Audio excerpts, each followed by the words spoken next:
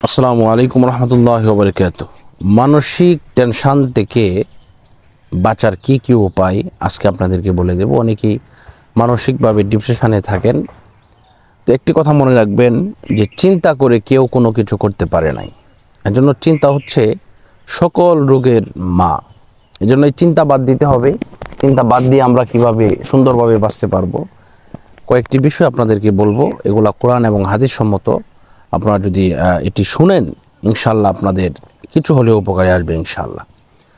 তো মানসিক রোগী যারা দেখে ডাক্তাররা তারা এই সমস্ত কথাগুলাই বলে, কিন্তু এই সমস্ত কথাগুলো আমাদের কোরআন আমাদেরকে বলে দিয়েছেন। সুবহানাল্লাহ। তো এর জন্য যেটা করবেন, এক নম্বরে আপনাকে পর্যাপ্ত পরিমাণ ঘুমাতে হবে। আপনি যদি টেনশনে থাকেন তাহলে আপনার ঘুম আসবে না। কিন্তু এই ঘুমটা কীভাবে নিয়ে আসবেন? এই ঘুমটা নিয়ে আসার কারণ হচ্ছে যেটা আমরা করে থাকি, দুরূদ শরীফ পড়বেন সাল্লাল্লাহু আলাইহি ওয়াসাল্লাম। এভাবে পড়তে থাকবেন দেখবেন হঠাৎ করে ঘুমিয়ে গেছেন।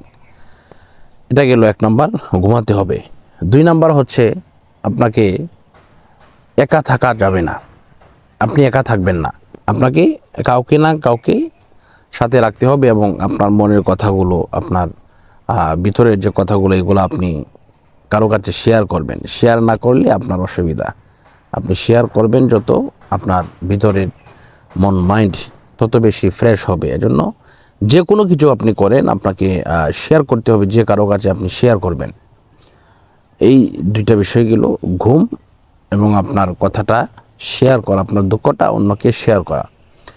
তিন নাম্বার হচ্ছে আপনাকে নিয়মিত খেতে হবে এবং ভালো খাবার, সুস্থ খাবার খেতে হবে। অযথা অনর্থক এই সেই খাবার নয়, ভালো খাবারগুলো যেগুলো আপনার জন্য, শরীরের জন্য উপকারী, সেই সমস্ত খাবারগুলো আপনাকে খেতে হবে। আপনি যদি ভালো খাবারগুলো খান তাহলে এই ভালো খাবারগুলো আপনার জন্য, আপনার জীবনের মধ্যে একটি ভালো কিছু বয়ে আনবে ইনশাল্লাহ। এজন্য ভালো খাবার খাবেন। এই তিনটা গেল। এই তিনটা আপাতত আপনারা মানেন, এই তিনটা মানেন।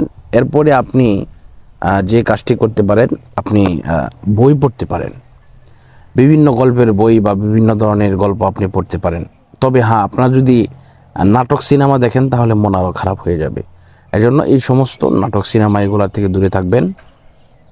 কার্টুন দেখতে পারেন, যেগুলা আপনার বিভিন্ন ধরনের রূপকথার গল্প নিয়ে যে কার্টুনগুলো তৈরি হয়, এই সমস্ত কার্টুনগুলো দেখতে পারেন। এগুলো দেখলে ইনশাল্লাহ মন ফ্রেশ হয়।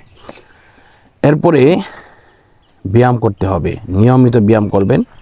ব্যায়াম করলে সুস্থ থাকবেন এবং মন মানসিকতা ইনশাল্লাহ ভালো থাকবে। তো আজকের মতো এই পর্যন্তই। বিদায় নিচ্ছি। আসসালামু আলাইকুম ওয়া রাহমাতুল্লাহি ওয়া বারাকাতুহু।